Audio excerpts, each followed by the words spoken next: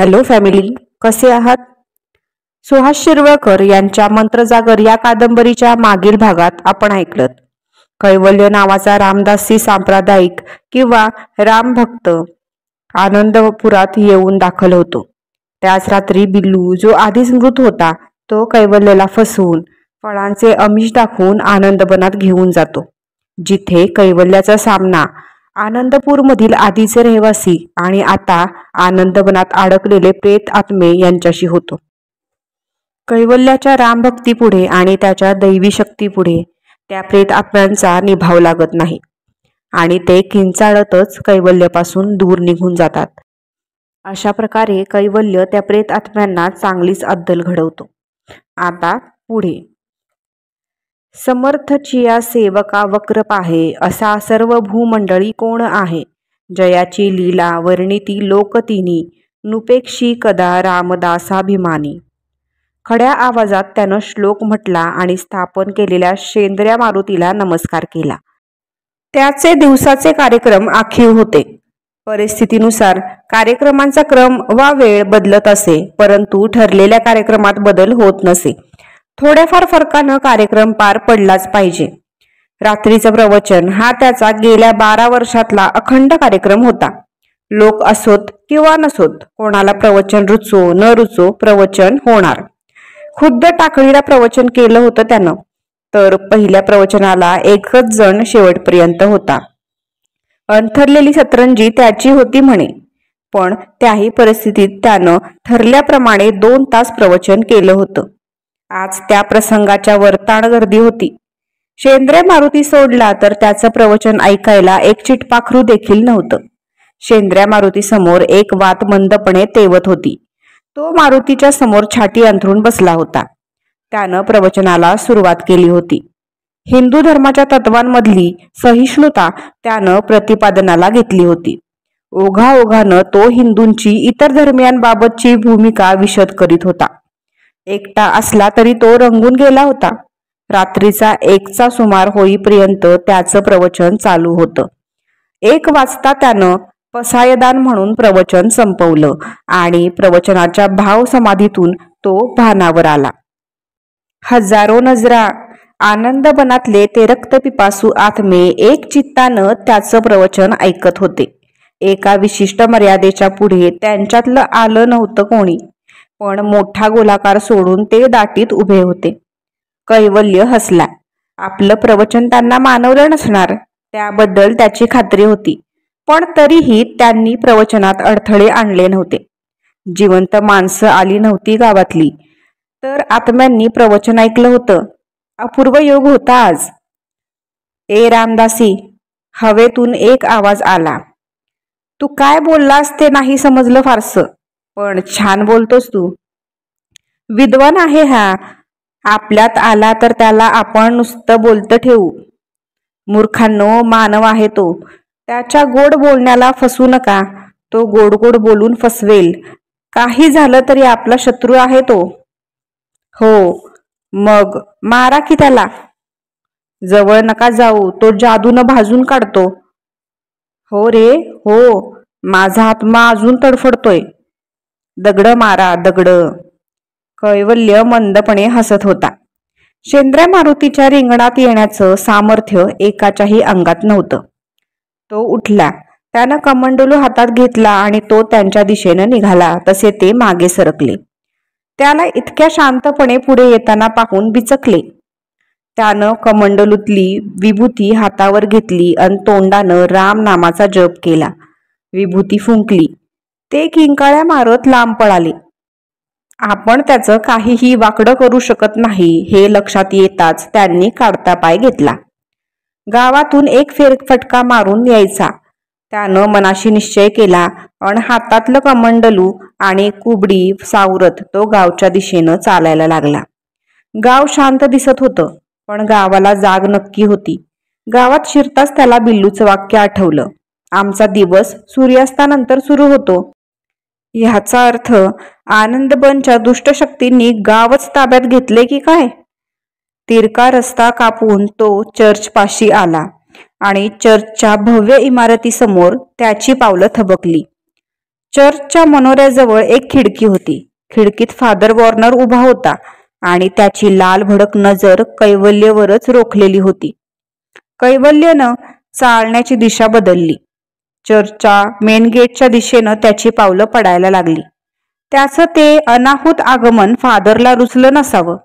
त्याच्या मख्ख चेहऱ्यावर स्वागताची रेषा सुद्धा नव्हती. फाटक उघडून कैवल्य आवारात आला. बेचैनीची ही जाणीव निदान चर्चमध्ये तरी अभिप्रेत नव्हती त्याला. मनशांतीकरिता ख्रिश्चन लोक चर्चचा आधार घेतात, मग इथे अस्वस्थ का व्हावं? गंभीरपणे विचार करत तो पोर्चच्या पायऱ्या चढू लागला. फादर, त्याचा आवाज चर्चच्या संपूर्ण आवारात घुमला, पण फादरच्या कानापर्यंत पोचला होता की नाही कोणास ठाऊक. फादर, मी तुम्हाला भेटायला आलोय, कैवल्य म्हणाला आणि चर्चचा दरवाजा उघडला गेला. दरवाजात कोणीच नव्हतं. दरवाजा उघडण्याची एखादी गुप्त कळ फादरच्या रूममध्ये असावी. त्यानं चर्चच्या प्रार्थनागृहात प्रवेश केला. अंधार. त्याच्या माहितीप्रमाणे निदान येशूच्या पवित्र क्रॉसजवळ 2 मेणबत्त्या तरी अहोरात्र असायला हव्या होत्या. पण निशब्द शांतता आणि अंधाराखेरीज काहीच नव्हतं तिथं. चर्चमध्ये चाच पडत तो मध्यभागापर्यंत आला. कैवल्य, आज जिवंत राहिलास तू. प्रभू रामचंद्राच्या कृपेने, फादरचा आवाज ऐकू येताच कैवल्य म्हणाला. कुठल्याही एका बाकड्यावर बैस. तो चाचपडत एका बाकड्यावर बसला. अजूनही त्याला फादर दिसत नव्हता. आपण कुठे आहात फादर? योग्य जागी. कैवल्य, तुला वाटतं तितकं सोपं नाही ते. तू गावात राहू नकोस, आम्हाला तुझा त्रास होतो. तू स्वतःला फार महान अधिकारी समजतोयस, पण लक्षात ठेव, अंधार हा घटक सर्वात बलवान असतो. अंधाराच्या राजासमोर तुझी मात्रा चालणार नाही. तुला परीक्षाच घ्यायची असेल तर घे. ह्या चर्चवर त्याचं राज्य आहे. त्याच्या हद्दीतून बाहेर पडून दाखव. तेवढंही तुझ्या हातात नाही. त्याचं सामर्थ्य फार मोठं आहे. फादर, तुमच्यासारख्यानं असं म्हणावं. त्याचा अधिकार मोठा आहे आणि तो मला मान्य आहे. तू आनंदपूरचा उद्धार करण्याच्या वल्गना करू नकोस. आहे त्या परिस्थितीत आम्ही सुखी आहोत. आमचं स्थित्यंतर करण्याच्या नादात तूच तुझं अस्तित्व गमावून आमच्यात येशील. पण तुम्ही म्हणजे कोण? मी मानव आहे. तुम्ही कोण आहात? फादरच्या हास्याच्या गडगडाटानं प्रार्थनागृह दुमदुमलं. कैवल्यनं कानावर हात दाबून धरले. फारच भयान हास्य होतं ते. या कल्पनेचा जन्म स्पेनमध्ये झाला आहे कैवल्य, आणि ती कल्पना आता सत्यात उतरली आहे. फार फार वर्षापूर्वी स्पेनमध्ये व्हॅम्पायर नावाची एक योनी अस्तित्वात होती. आपल्या हिंदुस्थानात अतृप्त आत्मे म्हणतो आपण त्यांना. स्पेनमधली कल्पना जरी भिन्न होती, ज्यांच्या इच्छा अपुऱ्या राहिलेल्या आहेत, किंवा ज्यांना अकाली मरण आलं आहे, किंवा ज्यांना मारून टाकण्यात आलं आहे, अशी माणसं मेल्यानंतर व्हॅम्पायर बनत. थडगं हे त्यांचं राहण्याचं ठिकाण. सूर्योदयापासून सूर्यास्तापर्यंत ते आपल्या थडग्यात पडून राहत. सूर्यास्तानंतर त्यांच्या हालचाली सुरू होत. मध्यरात्री 12 वाजता त्यांच्या हालचाली अत्यंत शक्तिमान असत. त्यावेळी त्यांचं सामर्थ्य प्रचंड असे. मानवाचं रक्त पिऊन ते सर्व प्रकारची सुख मिळवत असत. भूक लागली तरी मानवाचं रक्त प्यायचं, तहान लागली तरी प्यायचं. इतकंच काय, आवडलेल्या स्त्रीचं रक्त प्यालं तरी त्यांना संभोग सुखाची जाणीव होत असे. आत्मे जिवंत आणि शरीर भासमान. त्यामुळे आत्म्याला शांती देण्याकरता त्यांनी हा रक्तप्राशनाचा मार्ग शोधून काढला होता. मृत व्यक्ती पुन्हा दिसली की ती व्हॅम्पायर बनून आलीये हे लोक अनुभवानं ओळखायला लागले. हळूहळू आपलं रक्त व्हॅम्पायरनं प्यावं म्हणून त्याची आर्जव करायचा. ज्याचं रक्त ह्या पद्धतीनं प्यायलं जाईल तो पांढरा फटक बनत एक दिवस मृत व्हायचा आणि स्वतः व्हॅम्पायर व्हायचा. लोकांना हे माहीत झाल्यामुळे व्हॅम्पायर दिसला की लोक त्याच्यापासून दूर पळायला लागले. व्हॅम्पायर्सची उपासमार होऊ लागली. त्यांच्या या उपासमारीनंच त्यांना प्रयत्न करावा लागे आणि व्हॅम्पायरचं सामर्थ्य वाढलं. ते उडायला शिकले, हव्या त्या माणसाची रूपं घ्यायला शिकले. ही कला त्यांना साध्य झाली आणि व्हॅम्पायर जमातीचं सामर्थ्य झपाट्यानं वाढायला लागलं. मानव आणि व्हॅम्पायर्स एकमेकांचे कट्टर शत्रू बनले. व्हॅम्पायर्सची ही कल्पना निरनिराळ्या देशात फैलावत गेली आणि लोकांच्या मनात निरनिराळ्या प्रकारे रुजली. मनातल्या मनात मेल्यानंतर आपण व्हॅम्पायर होणार ह्या दुष्ट कल्पनेनंच काही व्हॅम्पायर्स निर्माण झाले. लोण पसरत गेलं. व्हॅम्पायर्सची मूळ कल्पना इंग्लंडमध्ये ड्रॅक्युला ह्या नावानं प्रचलित होती आणि इंग्रजांच्या राजवटीत ही कल्पना भारतात आली, ती ड्रॅक्युला स्वरूपात. आता ड्रॅक्युला ही जगातली एक अद्वितीय शक्ती असली तरी तिचा मूळ उगम तुम्हा माणसांच्या मनात आहे. निर्मितीचं सामर्थ्य मानवी मनात असतं. मनात निर्माण झालेल्या कल्पनेला माणूस मूर्त स्वरूप देत असतो. कल्पना वाईट असो चांगली असो, तिचा पगडा एकदा मनावर बसला की माणूस त्या दृष्टिकोनातून विचार करायला लागतो. त्याच्या मनाची भूमिका पक्की होत जाते. साधी गोष्ट आहे कैवल्य. आपण असं गृहीत धरू, ड्रॅक्युला ही कल्पना 25 माणसांनी ऐकली.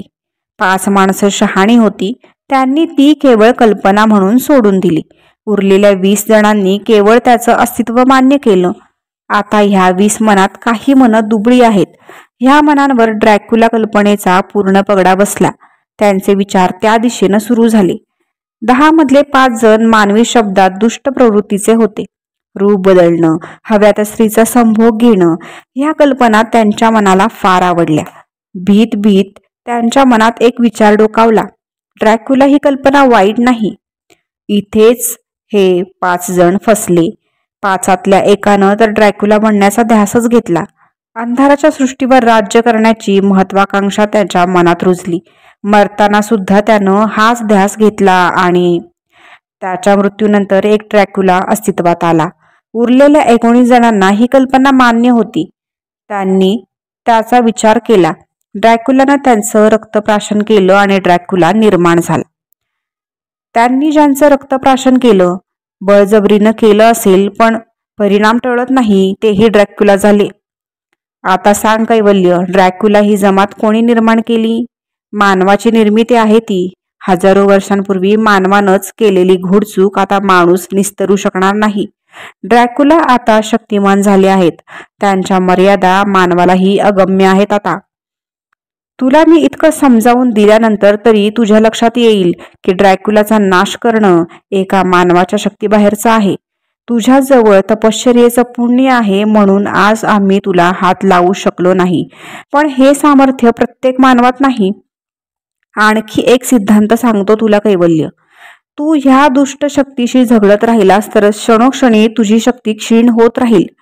तू तुझी तपश्चर्या पणाला लावशील, पण आमची शक्ती इतकी प्रबल आहे की तुझ्या तपश्चर्येच्या दुप्पट शक्ती जरी खलास झाली तरी आमच्या शक्ती उरतील आणि त्यावेळी तू मात्र निर्बल होऊन अगतिक होऊन आमच्यात सामील होशील. एक लक्षात ठेव, ड्रॅक्युला तुला असं कधीच समजावून सांगणार नाहीत. मीही ड्रॅक्युला आहे, पण तरीही मी तुला समजावून सांगतोय कारण मीही एक फादर होतो. दुसऱ्याला ज्ञान देणं माझ्या रोमरोमात भिनलं आहे. दुष्ट आणि सुष्ट शक्तीचं एक सामर्थ्य कॉम्बिनेशन म्हणजे तुझ्यासमोर उभा असलेला फादर वॉर्नर सिडले. तू निघून गेला नाहीस तर तुझी तपश्चर्या संपल्यानंतर तुझ्यावर हल्ला करण्यात मीही असेन. ह्या उपर तुझी मर्जी. फादर, तुम्ही मला जो सल्ला दिलात त्याबद्दल मी आभारी आहे आपला, पण माझ्या प्रवृत्तीला मानवण्यासारखं नाही तो. शांतपणे कैवल्य म्हणाला आणि प्रार्थनागृहातला अंधार आणखीनच गडद झाला. त्यांची संख्या वाढली होती. सर्व दुष्ट शक्ती तिथे एकवटल्या होत्या जणू. तर तू ऐकणार नाहीस? फादरच्या तीव्र स्वरातला प्रश्न त्याच्या कानावर आपटला. नाही. पाप पुण्याच्या दुष्टसुष्ट प्रवृत्तीच्या सत्य असत्याच्या झगड्यामध्ये पुण्याचा सुष्ट शक्तींचा नेहमीच विजय होत असतो. आमच्या पुराणात असे कित्येक दाखले आहेत आणि माझा पुराणातल्या कथांवर विश्वास आहे. पाप पुण्याच्या झगड्यात पुण्य अंशांनी नाहीसं होत असतं. पाप डोंगरांच्या आकारात नाहीसं होत असतं. तसं नसतं तर पापाच्या सागरात तुमचा येशू, आमचे श्री रामचंद्र, मुसलमानांचा पैगंबर केव्हाच लुप्त झाले असते. रामचंद्राचं पुण्य सरून ते रावणाकडे बंदिवान बनून राहिले असते. कृष्ण परमात्मा कंस चाणोरांच्या ताटाखालचं मांजर बनले असते. भगवान शंकराची संहार शक्ती बोथट बनली असती. म्हणूनच फादर, मी आनंदपूरमध्ये पुन्हा आनंद निर्माण करीन. इथे मानवाची वस्ती पुन्हा एकदा नांदेल. आनंदिनीचं पात्र स्वच्छंदपणे खळाळत राहील. आनंद मनात रात्री अपरात्री हिंडायला पोरग सुद्धा घाबरणार नाही. तुमच्या ह्या चर्चची पवित्रता मी परत आणीन. ह्या आनंदपूरवर आज मृत्यूचं साम्राज्य आहे. इथला निसर्ग सुद्धा आता अंधाराचा एक घटक बनलाय. त्याला स्वतंत्र करीन मी. पक्षी आनंदानं किलबिल करतील. त्यांना घाबरण्याचं कारण उरणार नाही. अंधाराच्या मोहजालातून आनंदपूर बाहेर खेचीन मी. आणि त्या प्रयत्नात तुझा मात्र बळी जाईल. श्रींच्या मनात असेल तर तसं होईल. माझा बळी घेऊन जर आनंदपूरचा आनंद परत येणार असेल तर मला माझ्या प्राणांची पर्वा नाही फादर. एका प्राण्याच्या बदल्यात हजारोंना प्राणदान देणं माझ्या दृष्टीनं देहाचं सोनं होण्यासारखं आहे. देह नश्वर आहे. आज ना उद्या तो जाणार आहे. मरताना जर मी सत्कार्य केलं तर त्यातच मला आनंद आहे. कैवल्य तडफदारपणे म्हणाला. त्याच्या तोंडावर त्यागाचं एक आगळं वेगळं तेज चमकत होतं. संथपणे पावलं टाकत तो वेदीच्या दिशेनं सरकायला लागला. तो पुढे पुढे येत होता आणि वातावरणातले सुप्त कण अस्वस्थपणे मागे मागे सरकत होते. काय करतोयस तू? खवळून फादरनं विचारलं. काही न बोलता तो वेदीवर चढला. त्याचे डोळे आता अंधाराला सरावले होते. अंधुकसं दिसत होतं. येशूचा फोटो उलटा करण्यात आला होता. मुख्य ठिकाणाचा क्रॉस उडवण्यात आला होता. त्या जागी एक भयान पुतळा, काळ्या कुळकुळीत दगडाचा, फुल पॅन्ट, त्यावर पाठीवरून खाली ओघळलेली मोठी झूल, डोक्यावर फेल्ट हॅट, फक्त डोळ्यांच्या जागी पांढरे शुभ्र खडे बसवलेले, ते अंधारातही चमकत होते. ही मी युद्धाची सुरुवात करतो, गंभीरवाणीनं कैवल्य म्हणाला आणि त्यानं येशू ख्रिस्तांची तस्वीर सुलटी केली. दुपारची उन्हं चांगलीच कडक झाली होती. पायाखाली सावली पडत होती. डोक्यावर उन्हाचे तडाखे झेलत तो झपाझप मिर्झापूरच्या वेशीतून आत शिरत होता. 2 दिवसांपूर्वी आपल्या प्रवचनानं मिर्झापूर गाजवून सोडलेला रामदासी पुन्हा गावात आलेला पाहताच लोकांना आश्चर्य वाटलं. तो परत येईल असं वाटलं नव्हतं. रामदासीच्या नियमाप्रमाणे त्या गावात तो पुन्हा येणार नव्हता. लोकांनी त्याला रस्त्यातच भराभर नमस्कार केले. त्याला रस्त्यानं चालणं देखील कठीण व्हायला लागलं. कैवल्य रामदासी पुन्हा गावात आल्याच्या बातम्या हा म्हणता गावात पसरल्या. क्षणाक्षणाला जास्तच गुरफटत चालला तो. शेवटी पाराच्या कट्ट्यावर तो थांबला. त्यानं लोकांना हातानच बसण्याची खूण केली. तापलेल्या जमिनीची पर्वा न करता लोक बसले. बंधूंनो आणि माझ्या माय भगिनींनो, तुमचं हे निर्मळ प्रेम पाहून खरोखरच धन्य झालो मी. माझ्या मनातही क्षणभर मोह निर्माण झाला की ह्या प्रेमळ लोकांच्या सहवासातच राहावं. राहा, आम्ही व्यवस्था करतो, एक म्हातारी आशेनं म्हणाली. आई, म्हटलात पुन्हा स्वागत केलं त्यातच सर्व काही आलं बरं.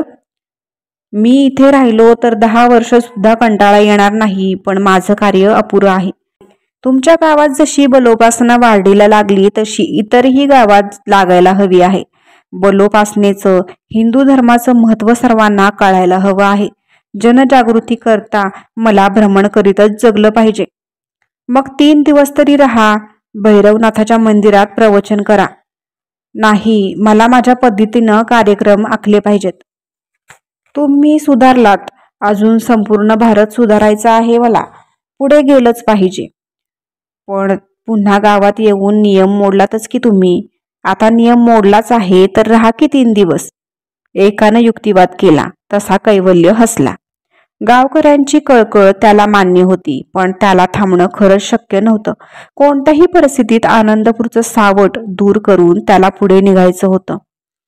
निदान गावात परत येऊन 1 सप्ताह प्रवचन करण्याचं वचन द्या. तो विनंतीला होकार देत नाहीसं पाहून एकाने तोडगा काढला. कबूल, मी पुन्हा गावात येईन आणि 1 सप्ताहापर्यंत तुमच्यात राहीन, कैवल्य म्हणाला आणि सर्वांना बरं वाटलं. हा रामदासी वचनाचा पक्का आहे असा त्यांच्या मनात विश्वास निर्माण झाला होता. महाराज, सगळं झालं, पण आपण गावाकडे परत का आलात ते नाही सांगितलं. आपली काही अडचण आहे का? आपण चुकून आनंदपूरकडे तर गेला नव्हतात ना? कैवल्यनं विचारणाऱ्याकडे टक लावून पाहिलं. त्याच्या डोळ्यातली भीती स्पष्टपणे जाणवत होती. का? आनंदपूरला काय आहे? सावध होत त्यानं विचारलं. ते सांगता येणार नाही महाराज, पण आपण त्या गावात शिरू नका. पुढे जाणारा रस्ता तर गावाच्या माध्यमातून जातो. खिंड न ओलांडता डोंगराच्या रांगा पार केल्या तरी गाव टाळता येतं. आम्ही तेच करतो. का? आनंदपूरचे लोक गेल्या 6 महिन्यात विचित्रच वागतात. कोणी बोलत नाही, कोणी चौकशी करीत नाही. 6 महिन्यात त्यांनी व्यापारी संबंधही तोडलेत पार. ठीक आहे, पण मी का जाऊ नये आनंदपूरला? महाराज, तसं नक्की सांगता येत नाही, पण आमची 2 माणसं व्यापारी बोलणी करण्याकरता गेली होती, ती परत आलीच नाहीत. त्यांची चौकशी करण्याकरता एका नोकराला पाठवलं होतं, पण तोही परत आला नाही. काहीतरी अमानवी प्रकार घडतायत त्या गावात. कैवल्य हसला आणि तो आनंदपूरला जाऊन आलाय हे गावकऱ्यांच्या लक्षात आलं. ते जरा संशयानं त्याच्याकडे पाहू लागले. घाबरू नका, मी आनंदपूरला जाऊन आलोय. एक संपूर्ण संध्याकाळ आणि रात्रभर मी आनंदबनात होतो. आनंदबनात? आनंदबनात गेलेला माणूस जिवंत परत येतो?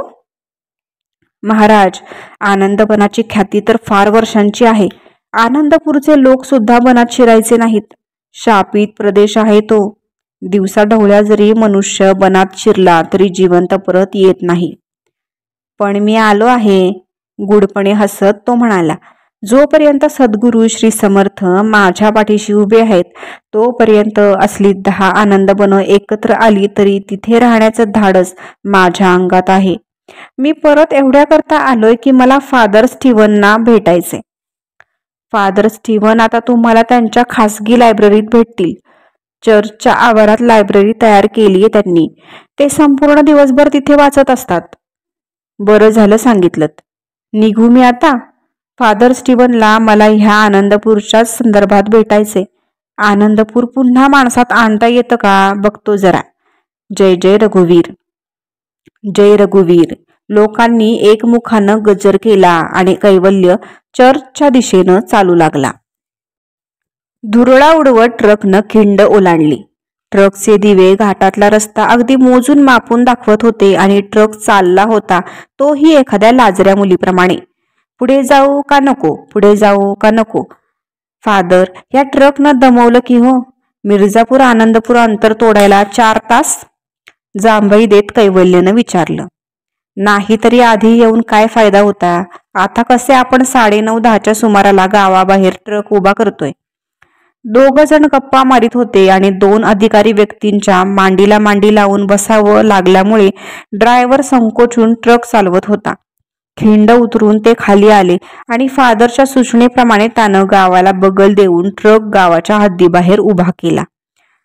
मेहतर, जरा हे काढायला मदत कर तर, कैवल्य म्हणाला. फादरना नको त्रास. तरीही फादरनं थरथरत्या हातांनी थोडीशी मदत केलीच. ट्रक रिकामा झाला तसा तो चुळबुळत उभा राहिला. तू जा ट्रक घेऊन, काम झालं तुझं. आणि परत येताना त्यावेळचं त्यावेळी.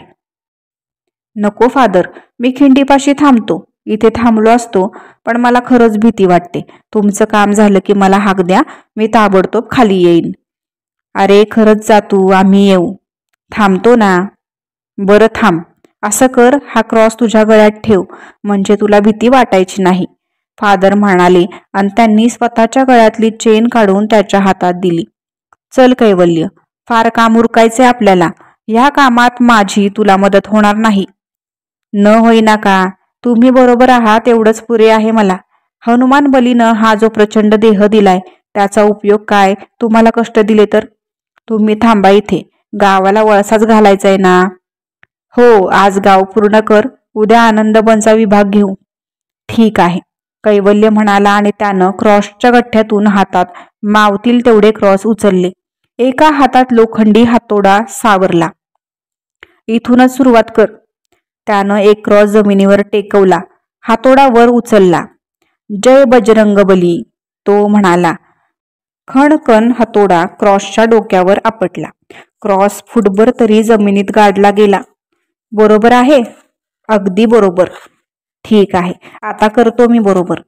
तो क्रॉस घेऊन 50 पावलं आनंदिनीच्या बाजूला गेला. त्यानं दुसरा क्रॉस ठोकला. पुन्हा 50 पावलावर तिसरा. 2 तासात त्यानं गावाला अर्धा वळसा घातला होता. फादरच्या दृष्टीनं ती बाजू सुरक्षित झाली होती. गावाला वळसा घेऊन क्रॉस ठोकत ठोकत तो जेव्हा पहिल्या जागी आला तेव्हा फार थकून गेला होता. ठोकलेस? हो. इतक्या लवकर? मग आनंदवनातही ठोकायचे का? अजून 50 क्रॉस इथे शिल्लक आहेत. पहाटेपर्यंत काम उरकेल. 50 पुरणार नाहीत. संपूर्ण जंगल रेडणं शक्यच नाही. 8ही दिशा घेतल्या म्हणजे झालं. चालेल, उरकून घेऊ. 8 दिशांना 6-6 ठोकतो. उरलेले 2 क्रॉस मात्र माझ्या मते बनातल्या चबुतऱ्यावर ठोकायला हवेत. तुला रस्ता सापडेल? कठीण आहे. तुम्ही बरोबर येऊ शकाल का? चल, आवेशात तो म्हणाला आणि उरलेले 50 क्रॉस घेऊन कैवल्य त्याच्या मागोमाग चालायला लागला. दोघांना योग्य वाटेल तिथे ते क्रॉस ठोकत पुढे जात होते. परवाच्या रात्रीतला अनुभव आज येत नव्हता. कुठे कसलीच चाहूल नव्हती. कोणी पाठलाग करतय अशी जाणीवही नव्हती. हातातल्या क्रॉसच्या गठ्ठ्यांचा परिणाम होता तो बहुतेक. आनंदवनातल्या चबुतऱ्यापाशी ते आले तेव्हा पहाटेचा भास निर्माण व्हायला सुरुवात झाली होती. कैवल्यला एकच चुटपुट लागून राहिली होती. अजून प्रतिकार नव्हता. सगळं कसं निमूटपणे पार पडत होतं. त्या अर्थी फार मोठं संकट वासून उभं होतं. कैवल्य, चबुतऱ्यापेक्षा आणखी एक योग्य जागा दाखवतो तुला क्रॉस ठोकायला. फादर स्वतःच्या मूडमध्ये असल्यासारखा म्हणाला आणि फादरच्या मागोमाग तो चबुतरा चढून वर आला. इथे ठोक. ज्या काळ्या चमकदार दगडावर बसून कैवल्यनं मागच्या वेळी रामरक्षा म्हटली होती तोच दगड होता हा. इथे काय आहे? खाली तळघर आहे आणि त्या घरात अंधाराच्या राजाचं वास्तव्य आहे. आता निश्चितपणे तो बाहेर हिंडत असेल. सूर्योदयाच्या वेळी तो त्याच्या कॉफिनमध्ये झोप घ्यायला परत येईल. इथे क्रॉस ठोकला तरच त्याचा मार्गच बंद होईल. सूर्याची उन्ह सहन होणार नाहीत त्याला. मग गावात राहणाऱ्यांना कशी होतात? ते स्वयंभू ड्रॅक्युला नाहीत कैवल्य. ते जरी स्वतःला ड्रॅक्युला म्हणवून घेत असले तरी ते ड्रॅक्युलाचे हस्तक आहेत. म्हणूनच ते सूर्याचा प्रकाश सहन करू शकतात. पण त्यांच्या दिवसातल्या हालचाली पाहिल्यास ना तू, कशा निर्जीव असतात ते. तो सूर्यप्रकाशाचा परिणाम आहे. त्यांच्या शक्ती क्षीण होतात सूर्यप्रकाशात. ते हस्तक आहेत म्हणूनच त्यांच्या पुनरुद्धाराच्या आशा आहेत माझ्या मनाला. त्यांची मनं शुद्ध झाली, त्यांच्या मनावरचा ड्रॅक्युलाचा पगडा गेला, त्यांची रक्ततृष्णा नाहीशी झाली तर ते पुन्हा माणसात येऊ शकतात. पण ते असेच झिजत राहिले, ड्रॅक्युलाला स्वतःचे रक्त देत राहिले तर मरणारा प्रत्येक माणूस ड्रॅक्युला बनेल. आणि आनंदवनात ज्या दुष्ट शक्ती वावरतायत ते गावकरी नाहीत? नसावेत. फारसे गावकरी नसावेत त्यात. आणि असतील तरी त्यांचा विचार करण्याचं कारण नाही आपल्याला. अंधाराचा राजाही त्या शक्तीची प्राणदात्री देवता आहे. आपण जर त्या देवतेला पुन्हा बंदिस्त करू शकलो तर त्या दुष्ट शक्ती निर्बल होतील. कित्येक वर्ष त्या अंधाराच्या राजाच्या पुनर्जीवनाची वाट बघत आनंदवनात फिरत होत्या. तो जिवंत होताच त्या प्रबळ झाल्या. त्याला बंधन घालताच त्या निस्तेज बनतील. फादर, आत्ता त्याचा मार्ग बंद करून काय मिळवणार आपण? म्हणजे त्याला आपण त्याच्या कॉफिनमध्ये जाऊ देऊ. एक क्रॉस त्याच्या कॉफिनवर ठोकू आणि दुसरा या दगडावर देऊ ठोकून. तसं केलं तर तो फक्त अडकून पडेल. त्याची शक्ती अजस्त्र असते कैवल्य. त्याला एखाद्या माणसाच्या स्वप्नात जाऊन त्याच्यावर मोहमंत्र फेकता येईल. त्याच्या मोहिनीत तो मनुष्य अडकला की सरळ येऊन क्रॉस उखडून फेकून देईल. पुन्हा अंधाराचा राजा बाहेर येईल. पुन्हा त्याची सृष्टी सजीव होईल. त्यापेक्षा आपण त्याला आत जाऊ दिलं नाही तर त्याला सूर्यकिरणांपासून लपायला जागा सापडणार नाही. ती शोधण्याकरता त्याला सूर्यप्रकाशानं क्षीण होत जाणारा देह घेऊन भटकावं लागेल किंवा देश सोडावा लागेल. ख्रिस्तोफरनं ही चूक केली होती. त्यानं त्याला अडकवून ठेवल्यामुळेच कोणाचा तरी आधार घेऊन रूप धारण केलं त्यानं. ठीक आहे, कैवल्य म्हणाला आणि त्यानं घाईघाईनं काळ्या दगडावर हातातला क्रॉस ठोकला. उरलेला एक क्रॉस त्यानं चबुतऱ्यावर ठोकून दिला. चला आता, फार थकवा जाणवतोय मला, फादर म्हणाला आणि कैवल्य त्याच्या पुढेच पायऱ्या उतरला. जेमतेम 4 पावलं. थबकला तो. पायात काळे बूट, काळे मोजे, गळगळीत पॅन्ट, खांद्यावर झूल, डोक्याला काळी फेल्ट हॅट, पांढरा फटक एक्सप्रेशनलेस चेहरा, शर्टच्या बटनांसारखे निर्जीव भासणारे डोळे. अंधाराचा राजा. मंदपणे हसला तो. हसताना त्याच्या दाताचे 2 पांढरे शुभ्र सुळे लक्कन चमकले. कोणाला माझा शोध आहे इतका? शांत स्वरात त्यानं विचारलं. मला, तितक्याच शांतपणे कैवल्यनं उत्तर दिलं. अंधाराचा राजा डोळे रखून कैवल्यकडे पाहू लागला. क्षणभर त्याच्या डोळ्यांच्या कडा लालसर झाल्या, पुन्हा डोळे पांढरे शुभ्र झाले. तुला मी नंतर गाठीन, तो पुटपुटला आणि त्याची नजर फादर स्टीव्हनच्या चेहऱ्यावर गेली. आपल्या गळ्यातला क्रॉस? नाही, क्रॉस आपण ट्रक ड्रायव्हरला दिला. हे लक्षात येताच फादर स्टीव्हनच्या काळजाचा ठोका चुकला. फादर, थंड स्वर, थंड नजर. फादरचं मनोधैर्य त्या थंडाव्यात गोठत चाललं होतं. तू म्हणे अंधाराच्या राजाला नष्ट करण्याचे खूप खूप उपाय सांगितलेस या तरुणाला. एक पाऊल फादरच्या दिशेनं, फादरचं एक पाऊल मागे. फादर, पळू नका, तो तुम्हाला काहीही करू शकणार नाही. संतपणे त्याच्या नजरेला नजर देत कैवल्य म्हणाला. अंधाराचा राजा भयान डोळे करून कैवल्यकडे पाहू लागला. ज्या अर्थी तो तुला मी नंतर गाठीन म्हणत होता, त्या अर्थी या क्षणी तरी तो कैवल्यला हात लावू शकत नव्हता. फादर त्याच्या जवळच थांबला असता तर. पण दुर्दैव त्याचं. कैवल्यनं काही सांगायच्या आधीच तो मागे वळला. थरथरत्या पायांनी चौथऱ्यावरच्या क्रॉसपाशी पोचला. त्यानं क्रॉसला घट्ट मिठी मारली. अंधाराचा राजा प्रचंड गडगडाट करीत हसत राहिला. एक प्रयोग. कैवल्यनं जमिनीवरचा एक दगड उचलून हातात घेतला. बोटानं त्यावर मातीनेच राम ही अक्षरं लिहिली. दगड त्याच्या दिशेनं भिरकावला. एक किंकाळी, गगनभेदी, जीवाची तगमग झाल्यासारखा तो चौतऱ्याच्या दिशेनं पळाला. थांब, पुढे येऊ नकोस, तुला क्रॉसची शपथ आहे. फादर स्टीव्हन तारस्वरात किंचाळला. त्याच्या दमबाजीकडे दुर्लक्ष करून तो स्टीव्हनच्या दिशेनंच झेपावला. कैवल्याचा राग त्यानं स्टीव्हनवर काढला. खसदिशी त्याला उचलून खांद्यावर टाकलं. चबुतऱ्यावरचा क्रॉस उपटून तोडून फेकून दिला. फादर, अंधाराच्या राजाला क्रॉसची भीती शतकांपूर्वी सुद्धा वाटत नव्हती, तो म्हणाला आणि भेसूर स्वरात हसत काळ्या दगडाकडे धावला. क्षणार्धात काळ्या दगडावरचा क्रॉस मातीत फेकला गेला. काळ्या दगडाखालच्या रस्त्यानं तो निघून गेला. गोठल्यासारखा कैवल्य त्याच्या झपाट्याकडे पाहत होता. फादर स्टीव्हनचाच एकच दृष्टांत त्याच्या मनात घुमत होता. झोप न येणाऱ्या माणसाला पहिल्यांदा झोपेची गोळी दिली की त्याला गाढ झोप येते. दुसरी गोळी पहिल्या गोळी इतका परिणाम करत नाही. नंतर त्या गोळ्यांची सवय झाल्यावर त्याच्यावर त्यांचा परिणामच होत नाही. उपाय एकच, डोस वाढवणे नाही, डोस बदलणे. अंधाराच्या राजाला क्रॉसची सवय झाली होती. निराळा उपाय शोधून काढायला हवा होता. 12 वर्षांच्या भ्रमंतीत नियम मोडायची पाळी आली नव्हती त्याच्यावर. पण ह्यावेळी मात्र तो दुसऱ्यांदा नियम मोडून मिर्जापूरमध्ये परतला होता. फादर स्टीव्हनच्या गूढ मृत्यूची वार्ता एव्हाना संपूर्ण मिर्जापूरमध्ये पसरली होती. लोक आपापल्या परीनं फादरच्या मृत्यूचे अर्थ लावित होते. आनंदबनच्या दुष्ट शक्तींनी फादरचा बळी घेतला.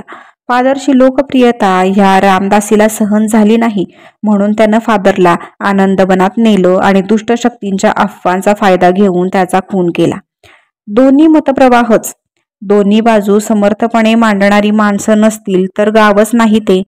श्रोते मित्र हो, बिचारे फादर स्टीव्हन्स, ज्यांनी आपलं संपूर्ण आयुष्य मिर्झापूरसाठी समर्पित केलं होतं, पण आज आयुष्याच्या शेवटी ते प्रेत सम्राटाच्या अधीन झाले होते. मग पुढे तेही वॅम्पायर बनतील का? प्रेत सम्राटावर क्रॉसचा आता काहीच परिणाम होत नाही हे कळाल्यावर त्याला हरवण्यासाठी आणि आनंदपूरवासियांना त्या प्रेत सम्राटाच्या तावडीतून सोडवण्यासाठी आपला कैवल्य कोणता नवीन उपाय शोधून काढतो हे जाणून घेण्यासाठी या कादंबरीचा पुढील भाग नक्की ऐका. आणि चॅनलला सबस्क्राईब केलं नसेल तर नक्की करा. जे लोक व्हिडिओ बघतात आणि चॅनलला सबस्क्राईब करत नाहीत त्यांना आज रात्री आनंदबनातली भूत झपाटणार आहेत. त्यामुळं व्हिडिओला लाईकही करा आणि सबस्क्राईब करायला विसरू नका. आपण भेटूयात या कादंबरीच्या पुढील भागात. तोपर्यंत काळजी घ्या. धन्यवाद.